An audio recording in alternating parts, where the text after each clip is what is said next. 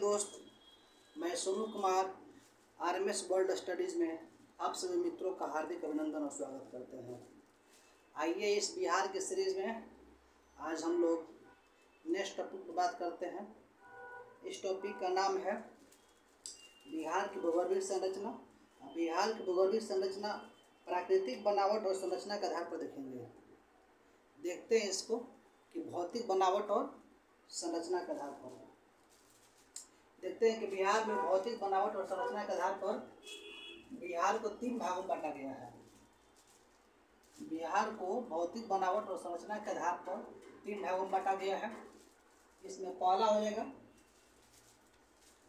उत्तर का शिवालिक श्रेणी, यानी उत्तर का शिवालिक श्रेणी। दूसरा हो जाएगा विशाल मैदान क्षेत्र। तीसरा हो जाएगा दक्षिण का सीमांत पठारी क्षेत्र।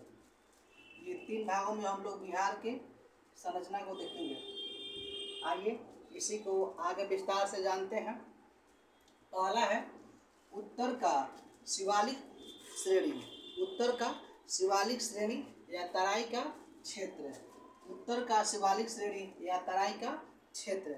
आइए हम जानते हैं उत्तर का शिवालिक श्रेणी के बारे में विस्तार से। और देखते हैं कि बिहार में उत्तर का शिवालिक श्रेणी कहाँ पाया जाता है। तो बिहार में उत्तर का शिवालिक श्रेणी, इसको हम लोग देखते हैं कहाँ पाया जाता है। तो देख रहे हैं कि बिहार के उत्तर पश्चिम भाग में, बिहार के उत्तर पश्चिम, जैसे कोई बिहार का मैप हो गया, इधर नॉर्थ हो गया, ये साउथ हो गया, ये ईस्ट हो गया, ये मेरा वेस्ट हो गया। बीच में हमारे गंगा हो गई, जो कि बक्सर से होते हुए कटिहार निकल जाती है। गंगा नदी, इसकी लंबाई कितनी है गंगा नदी का? इसकी लंबाई 345 किलोमीटर बिहार में है। 345 किलोमीटर। आइए देखते हैं। ये हो गया जो शिवालिक पर्वत श्रेणी कहाँ पर स्थित है बिहार के। शिवालिक पर्वत श्रेणी बिहार के उत्तर, ये हमारा उत्तर हो गया, ये पश्चिम हो गया। तो उत्तर पश्चिम भाग में ही बिहार का शिवालिक पर्वत श्रेणी स्थित है। यही में कह रहा है कि बिहार के उत्तर पश्चिम भाग में स्थित कुछ छोटे सा क्षेत्र है, जिसका 932 किलोमीटर क्षेत्र है, वो शिवालिक पर्वत श्रेणी के अंतर्गत आता है। जो शिवालिक पर्वत श्रेणी है, यह श्रेणी का निर्माण हुआ था टर्सरी भू संरचना के समय। टर्सरी भू संरचना के समय ही शिवालिक पर्वत श्रेणी का निर्माण हुआ था। और देखते हैं कि शिवालिक पर्वत श्रेणी का ऊंचाई कितना हो जाएगा। तो शिवालिक पर्वत श्रेणी का ऊंचाई 250 से 800 मीटर तक है। जो हमारा शिवालिक श्रेणी है, ये हमारा शिवालिक पर्वत श्रेणी है। शिवालिक पर्वत श्रेणी हमारा है, ये हमारा हो जाएगा सोमेश्वर का श्रेणी। सबसे टॉप पर हो जाएगा, इसको इधर लिखते हैं, इधर नहीं हो पाएगा। सोमेश्वर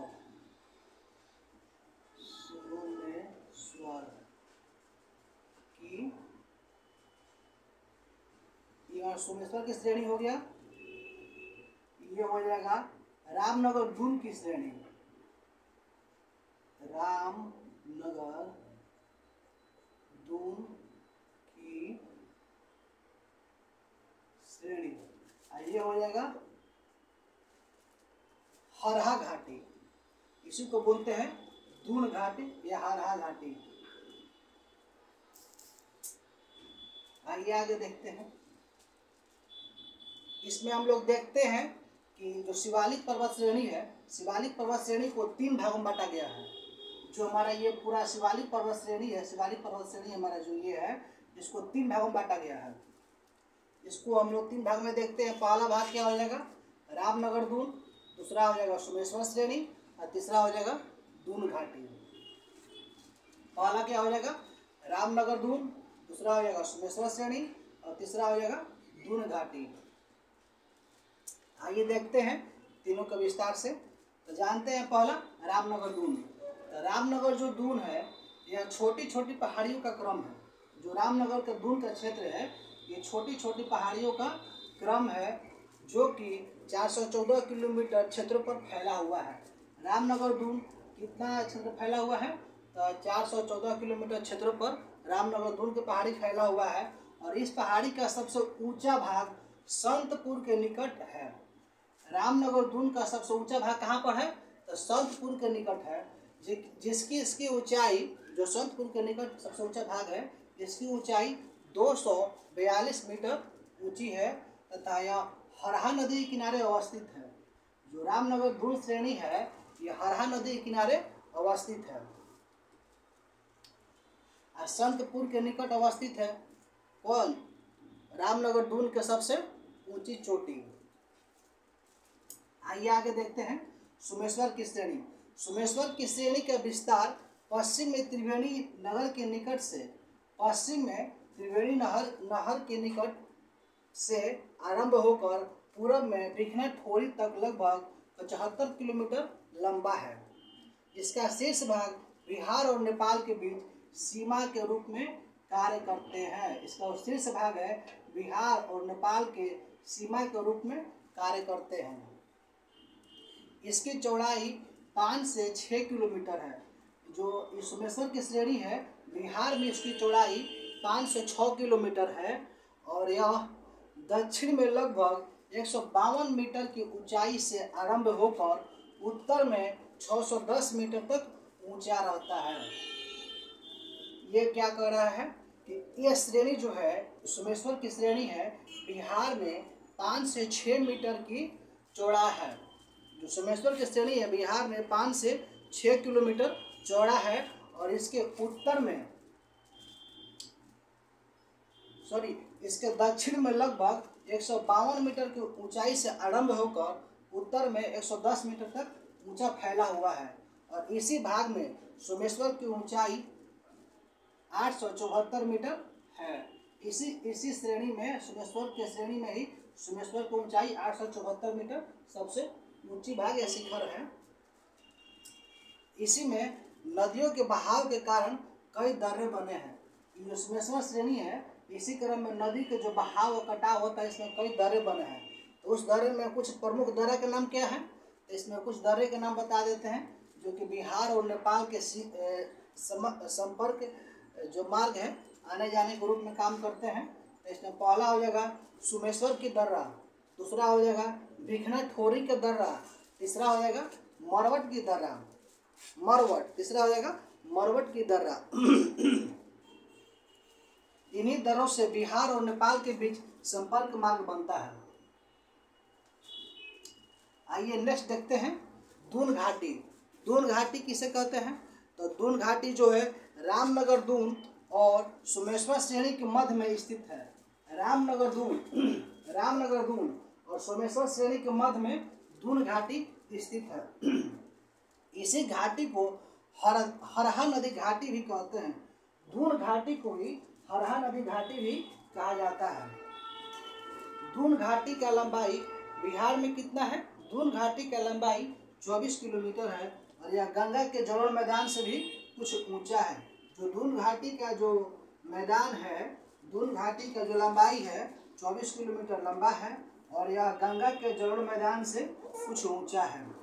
हमारे गंगा का मैदान है, गंगा के मैदान से ऊंचा पता वही ना है दून घाटी, तो वही बता रहा है कि गंगा के मैदान से जलोढ़ से कुछ ऊंचा पर है। ये था हमारा बिहार में भौतिक के अनुसार पहला भाग था। अभी हम लोग नेक्स्ट कल बिहार का विशाल मैदान कल अध्ययन करेंगे। आज इतना ही। Thank you.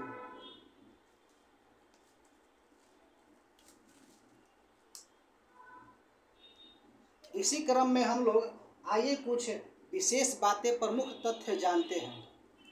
जैसा कि हम लोग जानते हैं कि आप लोग देखते होंगे कि बिहार में जब चाहे आप किसी रास्ता पर जाते हैं तो रास्ते पर जाते के क्रम में जो सड़क के किनारे जो जहाँ पर किलोमीटर लिखा रहता है, पत्थर का जो बनाकर इसे बनाया रहता है, पत्थर का इस तरह का जो बनाया हुआ रहता है और गड़ा रहता है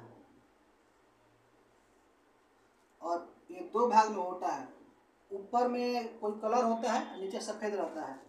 तो मान लीजिए कि जो ऊपर में जो कलर है, ये कलर अगर काला रंग का रहता है, काला अगर ऊपर में है और नीचे सफ़ेद है, तो ये जो पत्थर है ये हमारे सड़क को, किस तरह का सड़क का इंडिकेशन करता है? ये शहर और जिला की सड़क का इंडिकेशन करता है। ये जो हमारा, अगर ये काला रंग का रहेगा, काला रंग, और नीचे रहेगा सफेद, तो ये हमारा सड़क, ये जो हमारा जो पत्थर है किस तरह के सड़क का इंडिकेशन करता है? ये शहरी सड़क का इंडिकेशन करता है। शहरी